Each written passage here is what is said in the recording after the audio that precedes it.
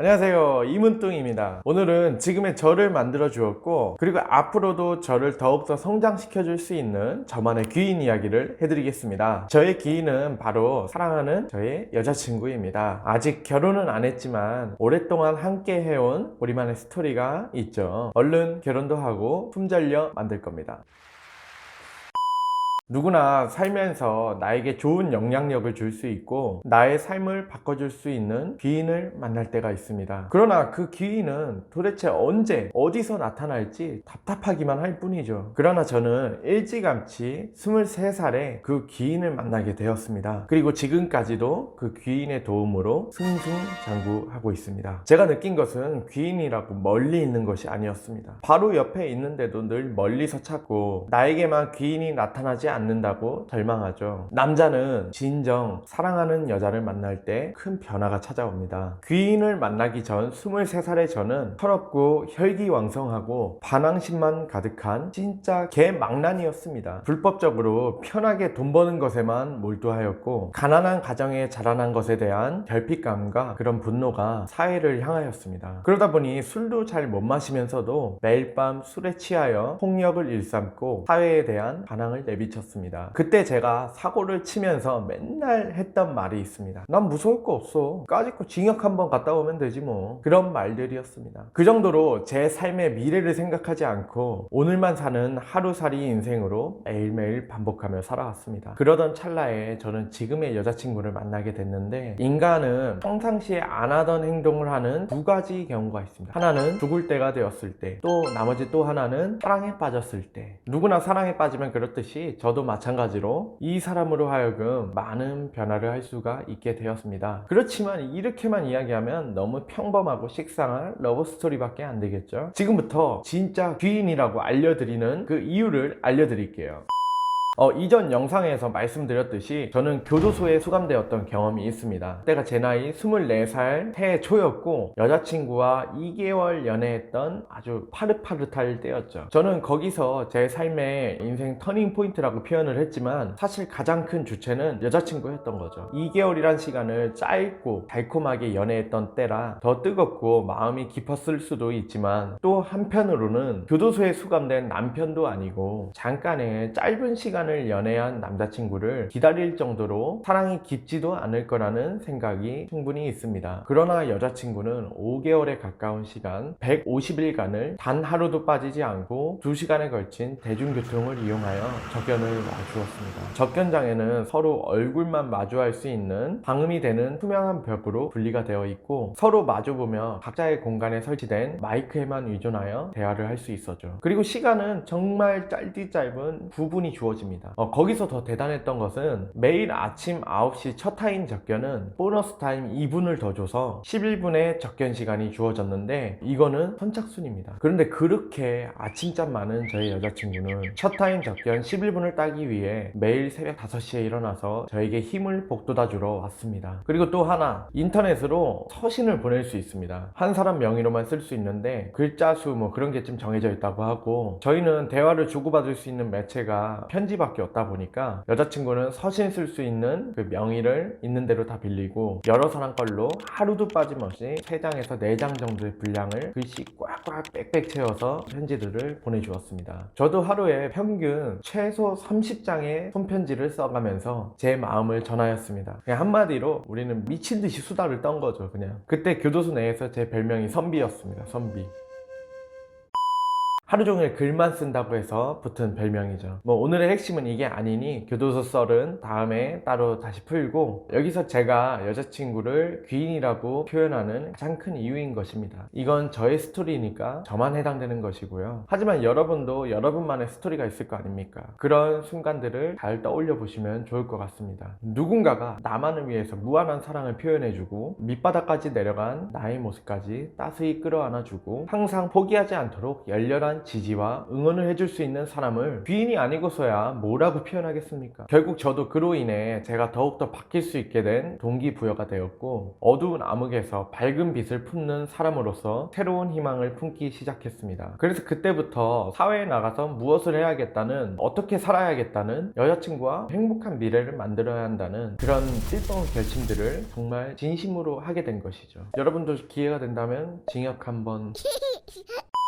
이 내용에 대해서는 저희 이전 영상을 참조하시면 훨씬 더 좀 이해가 쉬울 겁니다. 출소날 저는 교도소 앞에서 여자친구와 감동적인 재회를 하였고, 누가 보던 말던 신경 안 쓰고 서로 말없이 부둥켜 안으며 기쁨과 감동의 눈물을 흘리며 한참을 울고 있었습니다. 그리고 집에 가면서 여자친구가 설명해 주었습니다. 매일 이 언덕을 혼자 쓸쓸히 걸어 올라왔는데 너무 외롭고 울적했다고 하더라고요. 그때 손 꼭 붙잡고 내려간 언덕은 정말 길고도 가파랐습니다. 그동안 버스를 몇 번이나 갈아타고 2시간에 걸쳐서 도착하면 정류장에서부터 교도소까지 20분간 걸어 올라가야 하는 가파른 언덕길을 혼자 말없이 견디고 있었던 것이었습니다.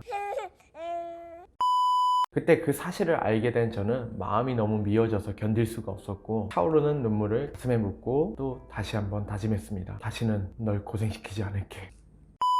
그 후로 저는 그 다짐한 채로 다짐을 지키며 새 삶을 시작했죠. 여자친구와 고향을 떠나 천안으로 와서 새로운 시작을 하게 되었습니다. 새 삶을 시작할 수 있게 이끌어준 저의 소중한 귀인, 여자친구만 함께 한다면 전 뭐든지 해낼 자신이 있었습니다. 저희는 초반에 둘이 합쳐서 5천만 원 정도의 빚이 있었습니다. 제가 수감되기 전에 벌려놓은 사고친 것들, 그런 것들에 대해 뒤처리도 해야 했었고 여러 가지 있었죠. 그리고 출소 2년 정도는 정말 열심히는 했지만 안정적으로 제가 주도하는 그런 원하는 진로 정착은 하지 못하였고, 자리를 제대로 잡지 못하고 여러 가지 험난한 일을 하면서 그렇게 시간을 보내고 빚을 갚아 나갔죠. 어떻게 보면 우리가 가장 힘들었어야 할 때는 바로 그때였을 겁니다. 그리고 저는 제 인생 베스트 극한의 직업, 아파트 유리공사에서부터 그 외에 택배 상하차, 타일, 아파트 건설 현장에서 잡일들, 전기 파이프 까는 것들, 그리고 뭐 벽돌 날르는 것들, 시멘트 날르는 것들, 뭐 여러 가지 뭐 곰팡, 그런 노가다들을 뛰면서 새벽에는 우유 배달까지 같이 병행을 하였고, 단 하루도 쉬지 않고 정말 미친 듯이 열심히 살았습니다. 근데 그럼에도 버는 족족 다 빚으로 갚아 나가다 보니까 우리는 치킨 한 마리 사 먹을 돈도 없었습니다. 거기서 근데 또 감동인 게, 그래도 여자친구는 가진 거 없고 정말 볼품 없고 능력 없는 저를 늘 행복한 미소로 바라봐 주었습니다. 그리고 늘 넌 할 수 있어, 넌 잘할 수 있어,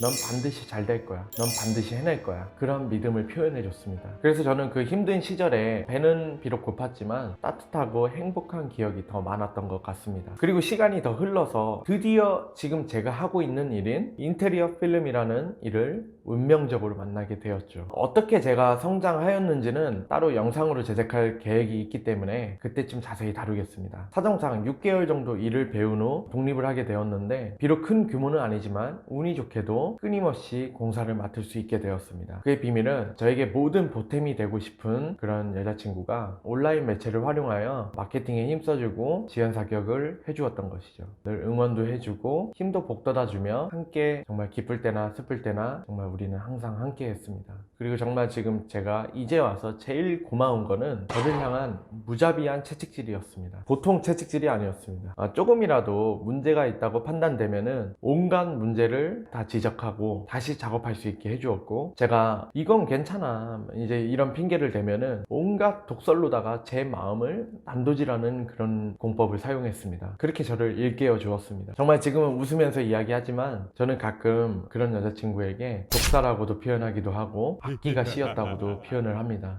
제 여자친구는 정말 청순하고 애교도 많고 예쁜 여자이지만 성격만큼은 정말 와일드하고 건달 중에 정말 상건달입니다. 웬만한 건달들은 정말 기로 제압할 수 있을 정도로 상당히 강한 여자입니다. 제가 이 세상에서 만난 사람 중에 정말 제일 강한 기를 가지고 있을 겁니다. 사실 싸움도 잘합니다. 이 정도면 됐어. 난 할 만큼 했어. 여기서 더 이상은 안 돼. 여자친구는 아까 말한 그 강한 기로 저의 이러한 주장들을 포장해 아주 그냥 무참하게 그냥 짓밟아 주었습니다. 항상 온 정신이 갈기갈기 찢길 정도로 채찍질을 당하고, 또 어떻게 저의 죽기 직전을 귀신같이 캐치해서 당근을 내밀며 위로도 해주기도 합니다. 진짜 엄청난 조련사가 아닐래야 아닐 수가 없습니다. 웃자고 이렇게 표현했지만 결국에는 그때의 여자친구가 지금의 제가 될 수 있도록 저의 정신을 계속 지속적으로 훈련시켜 주었던 거죠. 지금은 그때의 모든 것들이 뼈가 되고 살이 되어 모든 작업에 혼신의 힘을 다하며 정성을 쏟게 되었습니다. 그리고 저도 그 정신으로 이 인테리어 필름 업계에서 최고의 실력과 인류의 마음가짐을 겸비한 특전사급의 팀원들을 양성할 수 있게 되었고, 누구나 따라올 수 없는 강인한 팀이 되었습니다. 이제는 따로 영업을 하지 않아도 전국에서 저희 소문을 듣고 공사를 맡기기 위해 러브콜이 끊이지 않게 되었습니다. 만약 그때 여자친구가 제게 해준 그런 훈련이 없었다면 저는 어디에나 있는 인테리어 필름 일을 하는 평범한 기술자일 수도 있었고, 하다가 말 수도 있었겠죠. 그리고 지금 제가 바라보고 있는 목표도 애초에